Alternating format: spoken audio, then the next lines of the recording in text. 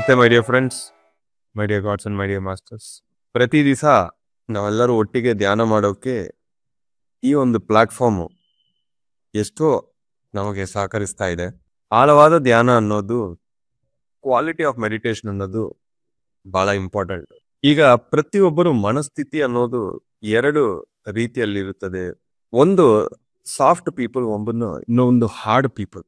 Softness ಇಂದ deals ಮಾಡ್ತಾರು ಕೆಲವೊಬ್ಬ ಜನ, hard ಆಗಿ ಡೀಲ್ ಮಾಡ್ತಾರು ಬೇರೊಬ್ರು. ಬಟ್ ಏನೇ ಆಗಿದ್ರು ಒಂದು ಡೆಸಿಷನ್ ನಾವು ತಗೊಂಡಿದ್ರೆ ಆ ಡೆಸಿಷನ್ ಮೇಲೆ ನಾವು ತುಂಬಾ ಫರ್ಮ್ ಆಗಿ ಇರಬೇಕು. ಫರ್ಮ್ನೆಸ್ ಅನ್ನೋದು ಇಂಪಾರ್ಟೆಂಟ್, ಹಾರ್ಡ್ ಸಾಫ್ಟ್ನೆಸ್ ಅಲ್ಲ. ಪ್ರತಿಯೊಬ್ಬರು ಸಕ್ಸಸ್ ಆಗ್ಬೋದು, ಬಟ್ ಏನು ಅಂದ್ರೆ ಒಂದು ಸಂಕಲ್ಪ ನಾವು ತಗೊಂಡಿದ್ಮೇಲೆ ಅಡ್ಡಗಳು ಬರುತ್ತೆ, ಪರೀಕ್ಷೆಗಳು ಬರುತ್ತೆ, ಆದ್ರೂ ನಾವು ನಿಲ್ತ್ಕೋಬೇಕು. ಅವತ್ತು ಸಕ್ಸಸ್ ಅನ್ನೋದು ಬರುತ್ತೆ. ಈ ಅಡ್ಡಗಳು ಪರೀಕ್ಷೆಗಳು ಬರೋ ಸಮಯದಲ್ಲಿ ಯಾರು ನಮಗೆ ತೊಂದರೆ ಕೊಡೋಕೆ ಬರ್ತಾರೋ, ಯಾರು ನಮಗೆ ಆ ಪರೀಕ್ಷೆ ಕೊಡೋಕೆ ಬರ್ತಾರೋ ಅವ್ರ ಬಗ್ಗೆ ಒಂಚೂರು ನಾವು ನೆಗೆಟಿವ್ ಮಾತಾಡಬಾರದು. ಅವೆಲ್ಲಾನು ಪಾಸಿಟಿವ್ ಆಗಿ ನಾವು ನೋಡ್ಬೇಕು, ಪಾಸಿಟಿವ್ ಆಗಿ ಮಾತಾಡ್ಬೇಕು. ಅವಾಗ ಆ ಪರೀಕ್ಷೆ ದಾಟಿ ಆ ಅಡ್ಡಗಳು ದಾಟುತ್ತದೆ. ಅದರ ಬಗ್ಗೆ ನಾವು ನೆಗೆಟಿವ್ ಮಾತಾಡೋಕೆ ಶುರು ಮಾಡಿದ್ರೆ ಆ ಅಡ್ಡಗಳು ಹಂಗೇ ನಿಲ್ಲುತ್ತದೆ, ಅದು ಇನ್ನೂ ಜಾಸ್ತಿ ಆಗ್ಬಿಡುತ್ತೆ. ಒಂದು ನೆಗೆಟಿವಿಟಿ ಇಲ್ಲಾಂದ್ರೆ ಅಡ್ಡಗಳು ಬರ್ತಾ ಇದೆ, ಅದರ ಬಗ್ಗೆ ನಾವು ಮಾತಾಡಬಾರದು. ಇದು ಏನೋ ನನ್ನ ಪಾಠ ಕೊಡೋಕೆ ಬಂದಿದೆ, ನಾನು ಇದರಲ್ಲಿ ಏನೋ ಕಲಿಯೋದಿದೆ ಅನ್ನೋದು ಇಂಪಾರ್ಟೆಂಟ್. ನಾನು ಯಾವಾಗ್ಲೂ ಹೇಳ್ತಾ ಇದ್ದೀನಿ, ಒಬ್ಬ ಮಾಸ್ಟರ್ಗೆ ಕೊನೆಯ ಕ್ಷಣ ತನಕ ಸ್ಟೂಡೆಂಟ್ ಆಗಿ ಇರ್ಬೇಕು. ಬುದ್ಧನು ಕೊನೆಯ ಕ್ಷಣ, ಇನ್ನು ಒಂದು ಕ್ಷಣದಲ್ಲಿ ಅವರು ತೀರೋಗ್ಬೇಕು, ಸ್ವಲ್ಪ ಸಮಯದಲ್ಲಿ ಅವ್ರು ತೀರೋಗ್ಬೇಕು. ಆವಾಗ ಎಲ್ಲಾ ಶಿಷ್ಯರ ಹತ್ರನ ಒಬ್ಬೊಬ್ಬರನ್ನ ಕರೀತಾ ಮಾತಾಡ್ತಾ ಇದ್ರು. ಒಬ್ಬರು ಹೇಳಿತು, ಕೊನೆ ಕ್ಷಣದಲ್ಲಿನೂ ಪ್ರತಿಯೊಬ್ಬರಿಗೆ ನೀವು ಏನೋ ಒಂದು ಹೇಳ್ತಾ ಇದ್ದೀರಾ ಬುದ್ಧ ಅಂದ್ರೆ, ಇಲ್ಲ, ಕೊನೆ ಕ್ಷಣದಲ್ಲಿನೂ ಪ್ರತಿಯೊಬ್ಬರಿಂದ ನಾನು ಕಲಿತಾ ಇದ್ದೀನಿ ಅಂತ. That is the beauty. ಕೊನೆ ಕ್ಷಣ ತನಕ ನಾವು ಕಲಿತಾ ಇರಬೇಕು. ಯಾವಾಗ್ಲೂ ಎಲ್ಲಾರ ಹತ್ರ ಇಂದ ಲರ್ನಿಂಗ್ ಅನ್ನೋದು, ನಮಗೆ ಆ ಎಜುಕೇಶನ್ ಅನ್ನೋದು ಬೇಕು ಅಂತ ನೀವು ಯಾವಾಗ ಅನ್ಕೊಂತೀವೋ ಲೈಫಲ್ಲಿ ಬೋರ್ ಅನ್ನೋ ಕಾನ್ಸೆಪ್ಟೇ ಇರಲ್ಲ. ಯಾವಾಗಂದ್ರೆ ಯಾವಾಗ್ಲೂ ನಮಗೆ ಇನ್ಪುಟ್ ಬರ್ತಾನೆ ಇರುತ್ತದೆ. ಪುಸ್ತಕ ಇರಬೇಕು, ಕೈಯಲ್ಲೇ ಇರಬೇಕು ಪುಸ್ತಕ, ಯಾವಾಗ್ಲೂ ನೀವು ಕಣ್ ಮುಂಚೆ ಇರಬೇಕು. ನಾನು ಲಾಸ್ಟ್ ಟೈಮ್ ಹೇಳಿದ್ನು, ಒಂದು ಸೆಟಪ್ ಕ್ರಿಯೇಟ್ ಮಾಡ್ಕೊಳ್ಳಿ. ನೀವು ಏನೇನು ಮಾಡಬೇಕು ಅಂತ ಅನ್ಕೊಂತೀರೋ ಅದು ನಿಮ್ಗೆ ಕಣ್ ಮುಂಚೆನೆ ಕಾಣಬೇಕು. ಕಣ್ಮುಂಚೆ ಯಾವಾಗ್ಲೂ ಮೊಬೈಲ್ ಫೋನ್ ಇರುತ್ತೆ, ನಾವೇನ್ ಮಾಡ್ತೀವೋ ಅದನ್ನ ನೋಡ್ತಾ ಇರ್ತೀವಿ, ಅದನ್ನ ಓಪನ್ ಮಾಡಿ ಏನೋ ಮಾಡ್ತಾ ಇರ್ತೀವಿ.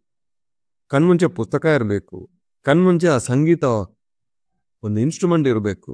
ಕಣ್ಮುಂಚೆ ನಿಮಗೆ ಏನ್ ಕಾಣಿಸ್ತದೋ ಅದೇ ನಿಮ್ಮನ್ನು ಇನ್ಫ್ಲೂಯೆನ್ಸ್ ಮಾಡುತ್ತೆ. ಅವಾಗ ನಾವು ಏನ್ ಮಾಡ್ಬೇಕಂದ್ರೂ ಅದು ಈಸಿ ಆಗುತ್ತೆ. Thank you very much master. ನಿನ್ನೆಯಿಂದ ತುಂಬಾ ಜನ ಮೆಸೇಜ್ ಮಾಡ್ತಾ ಇದ್ರು, ತುಂಬಾ ಸೀನಿಯರ್ ಮಾಸ್ಟರ್ಸ್ ಮೆಸೇಜ್ ಮಾಡ್ತಾ ಇದ್ದಾರೆ. ಚೆನ್ನಾಗಾಗಿದೆ ಬಳ್ಳಾರಿ ನಾದ ಧ್ಯಾನ ಯಜ್ಞ ಅಂತ. ಆ ಒಂದು ಯಜ್ಞ ಎಷ್ಟೋ ಪಾಠಗಳು ನಾವು ಕಲ್ತಿದ್ದೀವಿ. ಆ ಯಜ್ಞದಿಂದ ಎಷ್ಟೋ ಒಂದು ಸಕ್ಸಸ್ ಅನ್ನೋದು ಒಂದ್ ದಿವಸ, ಕೊನೆ ದಿವಸದ ಎಲ್ಲಾರು ಬಂದ್ರು ಸಕ್ಸಸ್ ಮಾಡ್ಕೊಂಡು ಹೋಗಿದ್ರು. ಬಟ್ 3 ತಿಂಗಳು ಆ ಯಜ್ಞ ಮಾಡಬೇಕು ಅಂತ ಒಂದು ಸಂಕಲ್ಪಕ್ಕೆ ಅದಕ್ಕೆ ಮಾಡಿರೋ ಕೆಲಸಗಳು, ಎಷ್ಟು ಜನ ನಿಲ್ತ್ಕೊಂಡಿದ್ರು, ಯಾರು ನಮಗೆ ಸಪೋರ್ಟ್ ಮಾಡಿದ್ರು, ಎಷ್ಟು ಜನ ಯಜ್ಞ ಫಲಿತವನ್ನ ತಗೊಂಡಿದ್ರು. ಆ ಎಫರ್ಟ್ ಇದೆ ನೋಡಿ, ಆ ಎಫರ್ಟ್ ಅನ್ನೋದು ಲರ್ನಿಂಗ್ ಪೀರಿಯಡ್, ತುಂಬಾ ಲರ್ನಿಂಗ್ ಪೀರಿಯಡ್. ರಿಸಲ್ಟ್ ನಮ್ ಕೈಯಲ್ಲಿ ಇಲ್ಲ, ಯಾವಾಗ್ಲೂ ರಿಸಲ್ಟ್ ನಮ್ ಕೈಯಲ್ಲಿ ಇಲ್ಲ. ಎಫರ್ಟ್ ಅನ್ನೋದು 100% ನಾವು ಸಿನ್ಸಿಯರ್ ಆಗಿ ಸೀರಿಯಸ್ ಆಗಿ ಮಾಡಿದ್ರೆ ರಿಸಲ್ಟ್ ಏನೇ ಆದ್ರೂ ನಾವು ಅಕ್ಸೆಪ್ಟ್ ಮಾಡ್ಕೋಬೇಕಷ್ಟೇ. ಅದರ ಬಗ್ಗೆ ಚಿಂತೆ ಬೇಡ. ಆ ಲರ್ನಿಂಗ್ ಅನ್ನೋದು ತುಂಬಾ ಇಂಪಾರ್ಟೆಂಟ್. ಆ ಲರ್ನಿಂಗ್ ಯಾವಾಗ ಬರುತ್ತೆ? ಎಫರ್ಟ್ ನೀವು ಯಾವಾಗ ಹಾಕ್ತಿರೋ ಅವಾಗ ಬರುತ್ತೆ. ಆ ಲರ್ನಿಂಗ್ ಟೈಮಲ್ಲಿ ಅಡ್ಡಗಳನ್ನು, ಪಾಠಗಳನ್ನು ನೆಗೆಟಿವ್ ಅಂತ ಅನ್ಕೊಂಡು ಅವ್ರ ಬಗ್ಗೆ ಇವ್ರ ಬಗ್ಗೆ ದಯವಿಟ್ಟು ಮಾತಾಡ್ಬೇಕು. ನಿನ್ನೆನೋ ಒಬ್ಬರ ಹತ್ರ ಮಾತಾಡ್ತಾ ಇದ್ರೆ ಫೋನಲ್ಲಿ ಅವರು ನಿಮ್ ಬಗ್ಗೆ ಇವ್ರು ಅದು ಮಾತಾಡಿದ್ರು ಇದ್ರು ಮಾತಾಡಿದ್ರು ಅಂತ ಹೇಳಿದ್ರು. ಸುಮಾರು ಒಂದು 15 ನಿಮಿಷ ಆಗಿದೆ.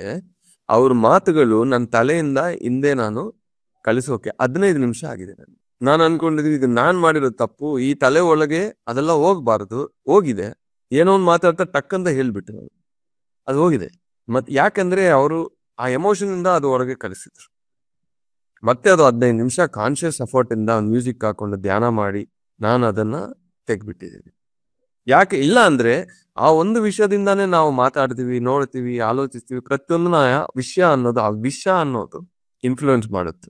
ಸೊ ನಾವು ಯಾರ ಹತ್ರ ಮಾತಾಡ್ತಾ ಇದೀವಿ ತುಂಬಾ ಹುಷಾರ, ಅವೇರ್ನೆಸ್ ಇದ್ರೂ ಒಂದೊಂದು ಹೋಗ್ಬಿಡುತ್ತೆ. ಬಟ್ ಅದನ್ನ ಐಡೆಂಟಿಫೈ ಮಾಡಿ ಅಲ್ಲೇ ನೀವು ಸಾಲ್ವ್ ಮಾಡ್ಕೋಬೇಕು. ಮತ್ತೆ ಇವ್ರ ಹತ್ರ ಮಾತಾಡಿದೀನಿ, ಈ ತರ ಆಗಿದೆ, ಆ ತರ ಆಗಿದೆ ಅಂತ 10 ಜನ ಹತ್ರ ನೀವು ಮಾತಾಡಿದ್ರೆ ಅದು ಜಾಸ್ತಿ ಆಗುತ್ತೆ. ಬಟ್ ಅದು ನಮ್ ಸಿಸ್ಟಮ್ ಇಂದ ಹೋಗಲ್ಲ. ನಮ್ಮ ಶರೀರ, ನಮ್ಮ ಬ್ರೈನ್, ನಮ್ಮ ಮೈಂಡ್, ನಮ್ಮ ಮೆಮರಿ, ನಮ್ಮ ಎನರ್ಜೀಸ್, ಎಮೋಷನ್ಸ್ ಅನ್ನು ಒಂದು ಸಿಸ್ಟಮ್ ತರ ನೋಡಿ ಕ್ಲೀನ್ ಆಗಿ, ನೀಟಾಗಿ, ಪ್ಯೂರ್ ಆಗಿ ಇಟ್ಕೊಳ್ಳಿ. ಏನು ಹೋಗುತ್ತದೋ ಅದೇ ಮತ್ತೆ ಬರುತ್ತೆ. ಯಾವ್ದಾದ್ರು ಅನ್ನೆಸೆಸರಿ ಹೋಗಿದ್ರೆ ಅದನ್ನ ನಾವು ತೆಗಿಬೇಕು. ಕಾನ್ಶಿಯಸ್ ಎಫರ್ಟ್ ಇರಬೇಕು. ಅವೇರ್ನೆಸ್ ಇಂದ, ಎನರ್ಜಿಯಿಂದ, ಕಾನ್ಶಿಯಸ್ ಎಫರ್ಟ್ ಇಂದ ಅದು ಹೊರಗೆ ಹೋಗುತ್ತದೆ. ಇಲ್ಲ ಅಂದ್ರೆ ತುಂಬಾ ಇನ್ಫ್ಲೂಯೆನ್ಸ್ ಮಾಡುತ್ತದೆ ಪ್ರತಿಯೊಂದು. Thank you very much masters.